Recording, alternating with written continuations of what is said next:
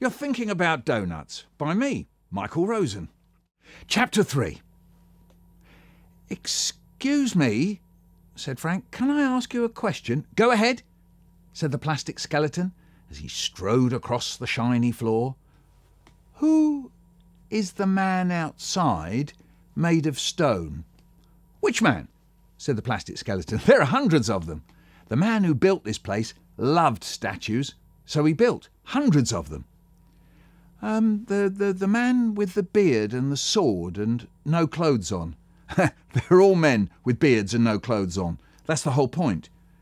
There's a whole army of them out there. They're Greeks or Romans, I'm not sure which. Anyway, they're all mad. How do you know?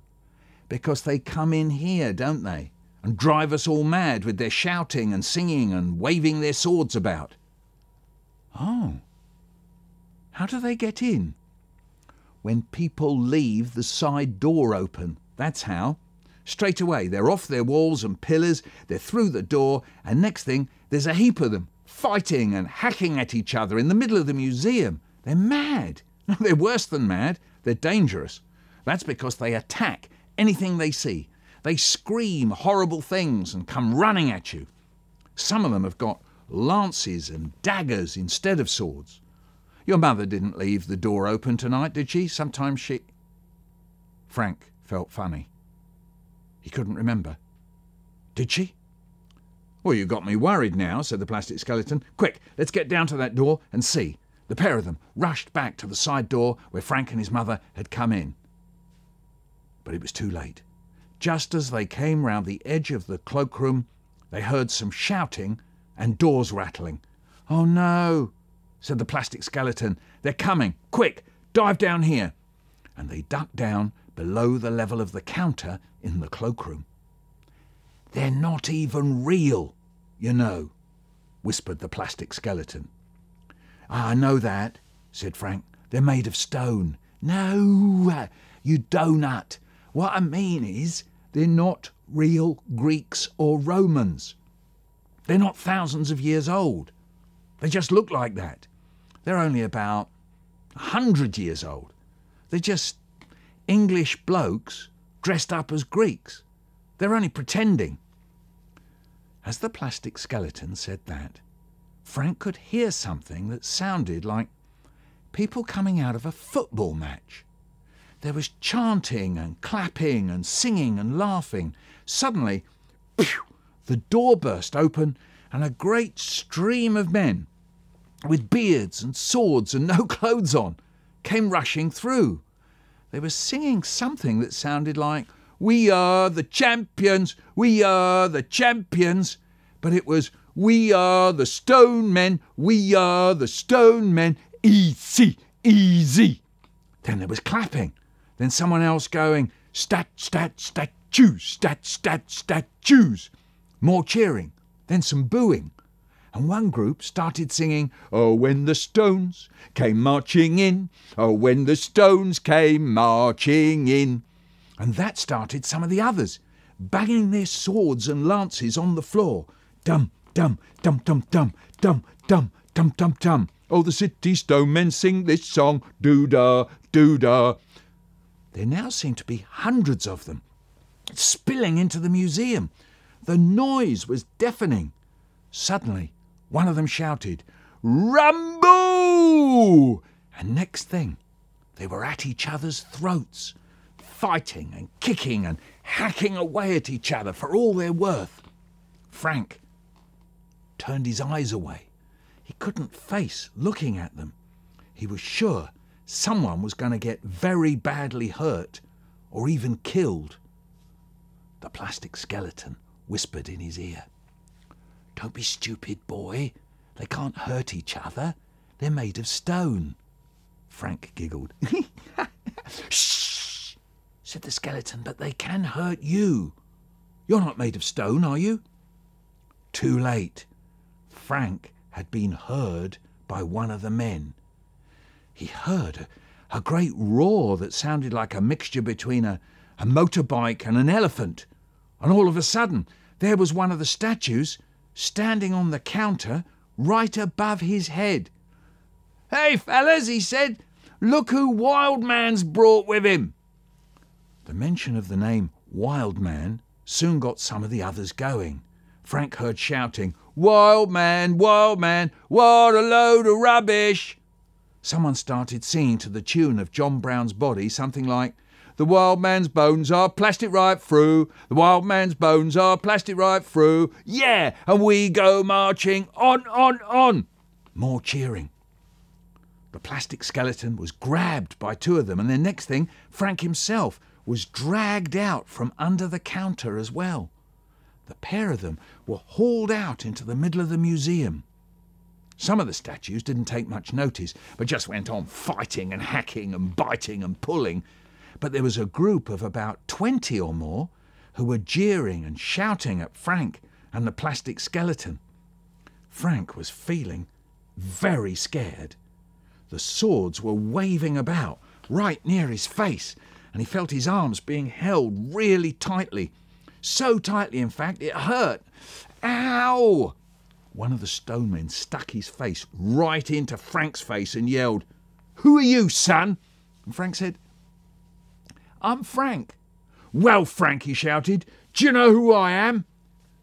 "No," said Frank, "I'm Hercules, okay?"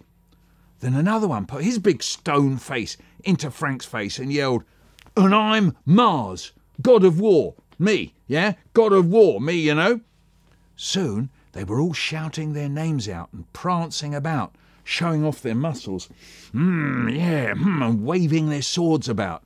"I'm Achilles," says one. "So, I'm Zeus, king of the gods.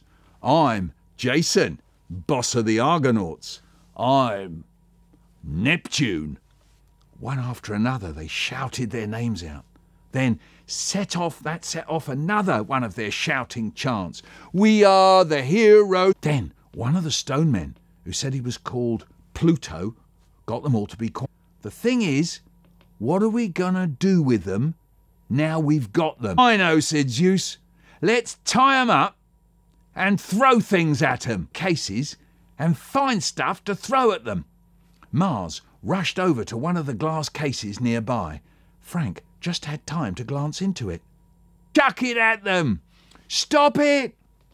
Stop it!" shouted the plastic. "They belong to General Fawcett, wild man."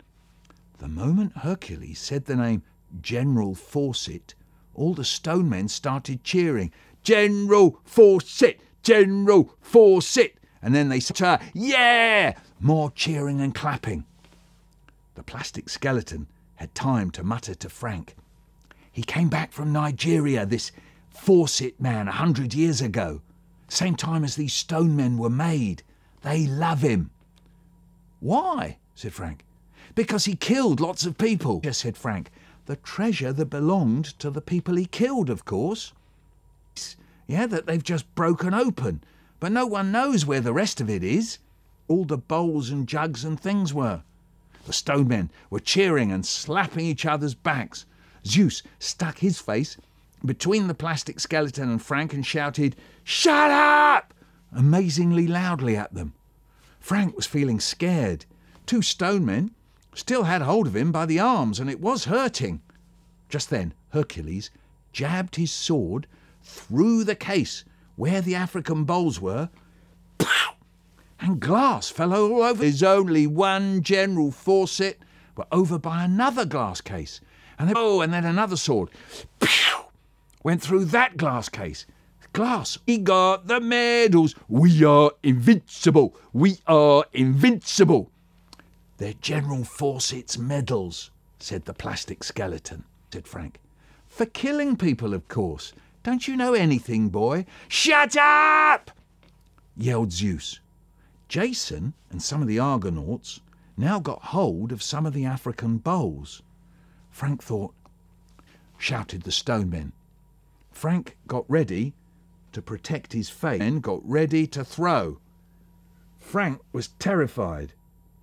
Just then, something very strange happened. High up, above the hall, where all this was going on, there was a long dark dress.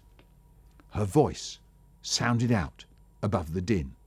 And what do you think you're doing? It was a very posh voice.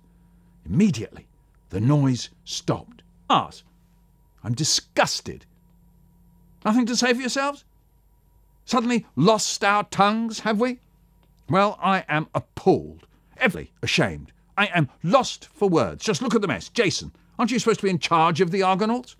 I can't believe that you, of all people, could behave so badly. And walked briskly back down the gangplank, through the attic door, and back into the attic. Right away, the stonemen set to work, getting everything cleaned up. They didn't shout or cheer or stamp or clap. They did the whole thing, whispering, shh, okay, take any notice of them. What was that woman? Said Frank. That's Mrs. Longstone, said the plastic skeleton. Who's Mrs. Longstone? Said Frank. Mr. Longstone, said Frank. Mrs. Longstone's men clearing up. Everything was going back into its proper places. Glass were being put back, and all the cracks in the glass, different people. They seemed like brilliant workmen who could make their stone hands do whatever they wanted. In a flash, it. Neptune came over to the pair of them, Frank and the plastic skeleton. He muttered, look, I'm really sorry about all this. For all of them, so they just hung their heads too and nodded. Yeah, that's right, yeah. Filed out, one after the other. Theseus, Hercules, Zeus, Jason and the Argonauts, Achilles, all of them. They shut the door behind them, and Frank and the plastic skeleton of the wild man of Ashton Forest were left once again standing on the shiny museum floor. For more about all the new stories and poems I put up here on Kids Poems and Stories with Michael Rosen, then why not follow the link and subscribe to the channel.